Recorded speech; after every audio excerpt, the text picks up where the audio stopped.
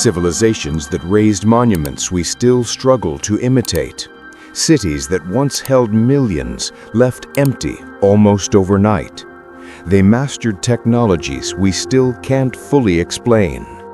And then, nothing. Just silence. Today, the truth comes out. The real forces that erased 5 legendary civilizations from history. Not the neat, comfortable version from school. The terrifying reality underneath. Number 5 will stay with you. But number 1? It's not just ancient history. It's happening again, right now. Let's dig in. Throughout history, hundreds of powerful civilizations have simply faded from the map. Empires that ruled for centuries, gone within a single lifetime. Cities engineered to last millennia, standing empty in just a few decades. And here's what keeps archaeologists awake at night. The same warning signs show up again and again. Environmental stress, scarce resources, war, political chaos, mass migration. It almost looks like a cycle. Today, we dive into 5 of these lost civilizations, 5 worlds erased, and 1 terrifying conclusion. Number 5. The ancestral Puebloans, often called the Anasazi, the Ancient Ones. 13th century, the American Southwest, a civilization of master builders. They carved entire cities into sheer cliffs, multi-story complexes hanging above the canyon floor, homes aligned with the sun and stars, irrigation systems pulling life out of desert rock. At their height, tens of thousands of people lived here. And then, around 1300, it ends.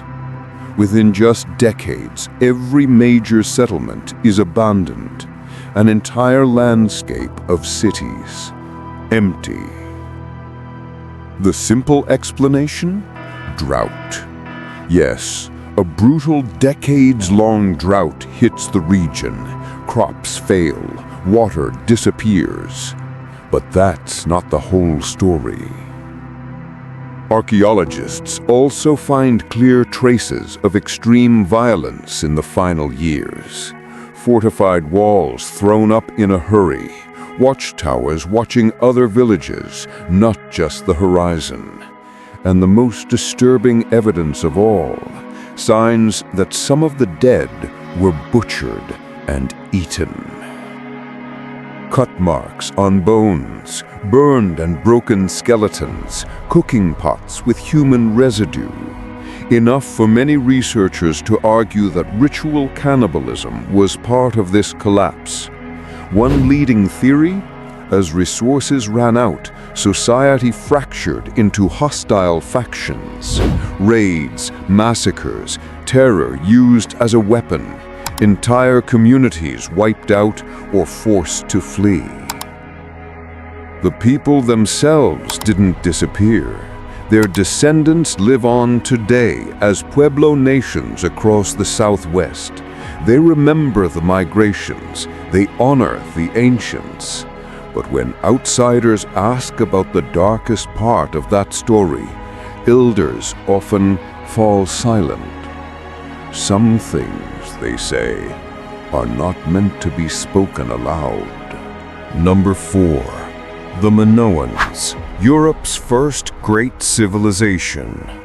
1600 years before Christ, on the island of Crete, they were shockingly advanced. Multi-story palaces, interior bathrooms, stone drains running under the floors, even early forms of heating and cooling built into their walls. While much of Europe still lived in simple wooden or mud brick houses, the Minoans walked polished halls painted with vivid frescoes. Art, trade, diplomacy, a maritime power that dominated the eastern Mediterranean. And then, around 1450 BC, everything changes. Palaces fall silent, cities burn, the population crashes. The classic explanation points to one thing: Santorini.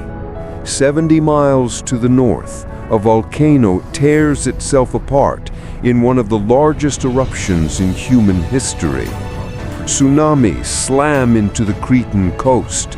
Ash darkens the sky. Fields fail. Famine and unrest follow. But here's the problem with that neat story. The great palaces on Crete don't show signs of being buried by ash. They show signs of being deliberately destroyed by people. Weapons in the rubble, bodies frozen in fighting stances, key buildings torched while others are left standing. Archaeologists see the fingerprints of invasion and war, not just nature. Most evidence now points to rivals from mainland Greece, the Mycenaeans, stepping into the vacuum. A weakened superpower, trade shattered, navy crippled. The perfect moment to strike. They arrive, they burn, they take over the palaces and rule in Minoan seats. Over time, the conqueror's language, religion, and style replace what came before. The people of Crete go on, but the original Minoan world, its stories, its gods, even its written language in Linear A, never fully survived the takeover. To this day, we still can't read their script because no one lived long enough or free enough to keep teaching it. Some things, they say, are not meant to be spoken aloud. Number 3. The Khmer Empire, builders of the impossible. 13th century Cambodia. At Angkor, you're looking at the largest city on Earth for its time. Estimates put its population close to 1 million people, when London held maybe 25,000 and Paris around 50. They raised Angkor Wat, the largest religious complex on the planet. Roughly 400 acres of carved stone. So much sandstone that the wider Angkor region used more stone than all the pyramids of Egypt combined. And all of it ran on water. A colossal web of canals and moats. Man-made lakes, barays, as big as small seas, feeding rice fields that stretched to the horizon. Then, the 15th century. The court leaves Angkor. The great reservoirs clog and fail. Within a few generations, the capital of a vast empire is swallowed by jungle. Old textbooks blamed war with neighboring kingdoms, raids, invasions, political decline. And yes, those things mattered. But they don't explain why the water system itself starts breaking down. Tree ring records and lake sediments now reveal the deeper trigger. Decades of severe drought interrupted by sudden, violent monsoon years. Dry seasons so long the canals ran low, followed by floods powerful enough to tear them apart. Angkor's strength was its hydraulic engineering. That became its weakness. The system was built for a stable monsoon.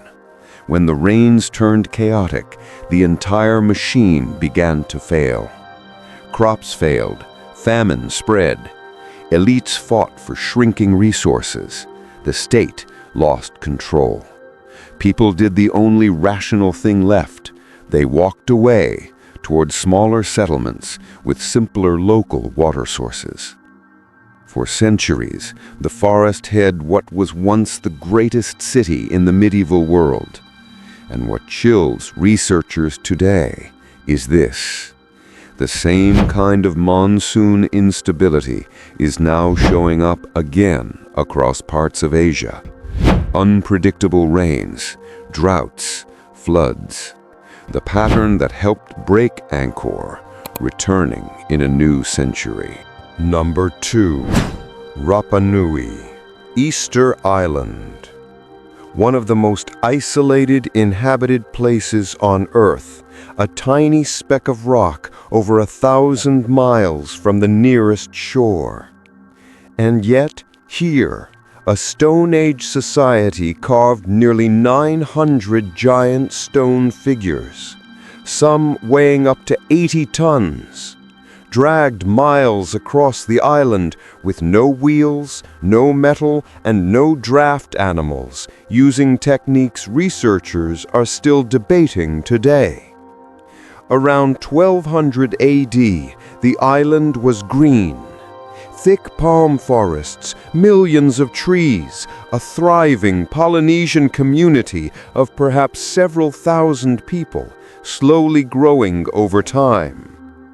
They raised moai to honor ancestors. Competing clans tried to outdo each other, building ever larger statues along the coasts. Something changes. By the time Europeans arrive in the 1700s, the island looks devastated. No towering palms, eroded soils, fewer people than before, signs of hunger, conflict, and social stress. For years, the popular story went like this. The islanders cut down every last tree to move statues and fuel their fires, a pure ecocide by a society that destroyed its own life support system. But newer research paints a more complex and in some ways even darker picture. The palms were also under attack by an invader that arrived with the first canoes, Polynesian rats. They gorged on palm seeds, stopping the forest from regenerating and helping turn a fragile ecosystem into bare grassland over centuries. Layer on top of that human land clearing, soil erosion, and later the shock of European contact, disease, slave raids, and outside exploitation, and the collapse becomes a perfect storm. There is evidence that in the hardest times, some groups turned to violence and possibly cannibalism as resources shrank and social order frayed. Sacred moai were toppled, rival clans fought, old beliefs were tested by hunger and chaos. Easter Island is often treated as a parable, a tiny world that pushed its environment past the brink, then paid the price. Today, many scientists see it instead as a warning on how multiple pressures, environmental damage, invasive species, and outside shocks can push a society into crisis.